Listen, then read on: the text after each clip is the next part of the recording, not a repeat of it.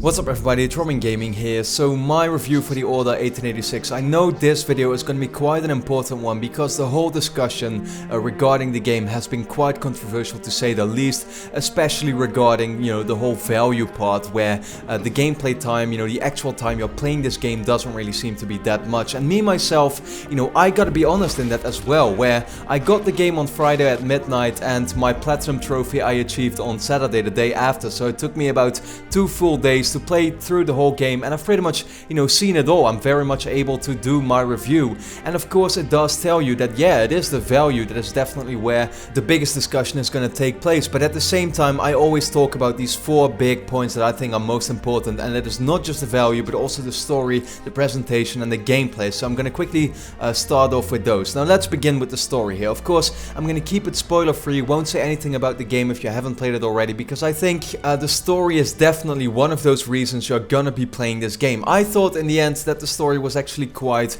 good. It was definitely, pretty decent to say the least. It's better than anything I've really played for the past couple of months, I would say. So, yeah, what is it about? Of course, you play as Sir Galahad, who is one of the knights in the Order. That's a sort of like, group that has been formed by King Arthur way back when, I think already 1,000 years before the actual story takes place. And what they are there for is to pretty much protect the people from not just the rebels, but also this big half-breed faction, which are pretty much werewolves. So that's basically, what the Order does, and this tale kind of like centers around that. But there's also a lot of, treachery, that kind of stuff involved, camaraderie. You're pretty much seeing what the life is like for the people in that Order, and what exactly is going on in terms of also the political chaos, that kind of stuff, And I think, to not really, like I said, I don't want to spoil too much, but some things I noticed when playing this game is that the game sets itself up very nicely, where you have this little flash forward scene where you're already seeing what it's all gonna lead up to, and it gets you very interested to play the game more and to see how it all got to that point in specific. Once again, not gonna say exactly what it is, but I thought the beginning was very, very cool. The ending, however, is very, very unsatisfying because this game only has, a single player campaign. I had also wanted to see just a satisfying ending overall that kind of like concludes the whole story, right? But no, it rather sets up a sequel again, and you're left kind of like with this sour taste where it's like, okay, well, I guess I'm gonna have to wait 2 or 3 years to play the next game in the series, and that was a little sad to see as well. And maybe overall one thing I could mention is that sometimes it can get a little confusing where the people in the Order have several names. For example, you have a guy that's called Sir Percival, but at the same time he has the name of Sebastian Mallory, and because you're dealing with several characters throughout the whole story, I found that kind of confusing at some points, but it might have also been because I was streaming the full game and therefore didn't really pay as much attention as I would have liked to. But in my second playthrough, everything was more cleared up, and so when I played it my second time through, I had more time to really put into those details, right, and really get the small details of the story that I had missed the first time playing it through. But yeah, therefore I would also say a second playthrough is definitely very much recommended. It's something I really enjoyed when doing so. Now, then we get to the presentation, and I don't think I need to say much about it. This is obviously what the game does best. Just look at the graphics. I think the video speaks for itself. The game looks absolutely stunning. It is not just the environments that look great. London in 8086 looks exactly like it probably would have looked back in that time, The graphics are mind-blowing, little particle effects when shooting your guns, the character interaction, the voice acting, what the characters actually look like, when they talk to each other, all that kind of stuff has been done to a level that I have not seen before in a game, and this is definitely that game that you're gonna show off to your friends if they have not seen someone play on a PS4 yet, where you're like, look, this is definitely a step up from the PlayStation 3. The soundtrack delivered with it is very depressing, but then again, super good. Really got me into that vibe, that the game delivers. The game is 30 frames per second, but then again, very stable. I never really saw a drop, maybe once or twice when playing through the game, which was great. Sure, there are like black borders that a lot of people complained about because the game kind of like gives you this cinematic experiences where it plays in a different aspect ratio because the developers think that makes it more cinematic, and I gotta kind of give it to them because it never really annoyed me. I never actually noticed it.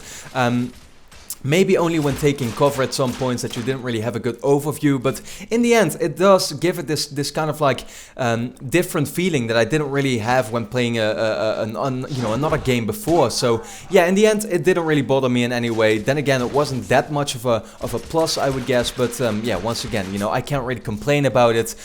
Does that mean that the presentation is perfect? However, no, it is not, because I noticed that when, for example, these characters that you're playing with, when they give you commands in combat, for example, it feels very, very fake, where they're just like, enemies coming from the left, you know, that kind of stuff, that doesn't really pull you into the experience, you know. That was kind of like something that actually annoyed me a little bit when playing the game, but overall, presentation is an almost, you know, absolute like 10 out of 10, a little less than that because of a few small downsides. Now, the gameplay is maybe one of the more controversial parts, because the Order really represents itself as a third-person shooter. That's all what we thought we were gonna play when Sony marketed this game. And at the third-person gameplay, you know, it's a cover shooter in a way that it's very much like Uncharted, The Last of Us, Gears of War. It's kind of like a mixture between that. It plays very well, you know, when you're just fighting these rebels, you have a certain amount of guns, they feel very, you know, cool to use and stuff.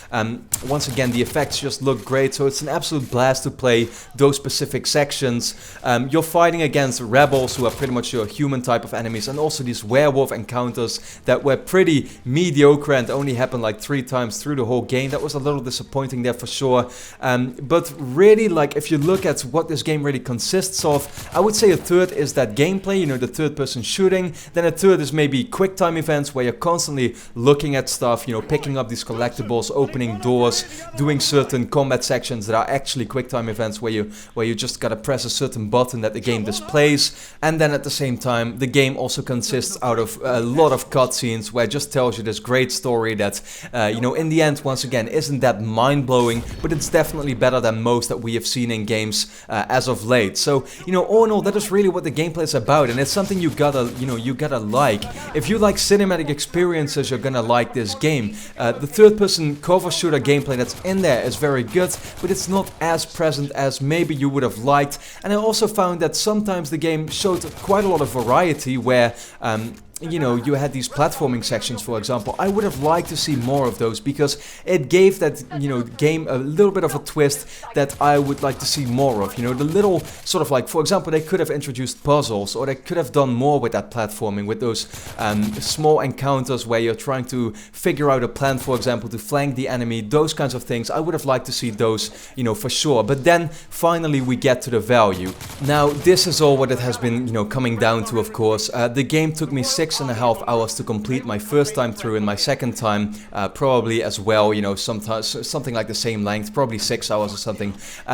I played on medium my first time through, but I don't think the hard difficulty would have really expanded my gameplay time in any way. If you look for all the collectibles and you really like spend attention looking at everything that the developers have put into the game, you know, you look at the backgrounds for a while and stuff, I'm sure you can get maybe a maximum of 8 hours out of it. And if you play the second time through, yeah, you will get maybe 15 hours of total gameplay time out of the game before you get the platinum, and then it's pretty much done. The game has 16 chapters, which are kind of weirdly divided, because I noticed that, for example, my first chapter took me maybe an hour, where some other chapters are pure cutscenes and take 5 minutes to get through. It's kind of weirdly done that way, where I thought I was nearing the you know, not really nearing the end, but then in the end the final 5 chapters were only an hour long, which was kind of disappointing to see that. Yeah, the game has no multiplayer, no co-op, so it makes for a lot of improvements to be desired in a sequel, you know. That's really the thing. Like, this game would have been so suitable for a multiplayer mode, because it plays great. I've said that a couple of times now. Like, I really enjoyed playing the game itself, and I think a multiplayer mode, if done well, would have really suited this game. And the same, you know, counts for a co-op. So if they do make an eventual sequel, which they've been really hinting towards, those are really the 2 tips I would like to give them. And at the same time, maybe do give us a longer campaign, because a lot of people complain about that in the end. And that's where you know, the value is kind of disappointing because, yeah, once again, 2 days it took me to platinum the game, and I don't think I'll ever return to it because I've seen it all now. There's not really anything to go back to. And so, to conclude my review for the Order 1886, I totally understand that a lot of people have been bashing this game. You know, it is in some way a little undeserved, but at the same time also deserved. It's this very, you know, double situation where I can't make up my mind whether I should be defending this game or attacking this game. You know, I kind of want to do a little bit of both because the game is very good. You know, the time that I played it, I had a blast. It's one of the best games I have played over the past year in terms of the enjoyment I got out of playing it. I'm a big fan of cinematic experiences, and the Order had a great presentation, a very good story and very good gameplay at the same time.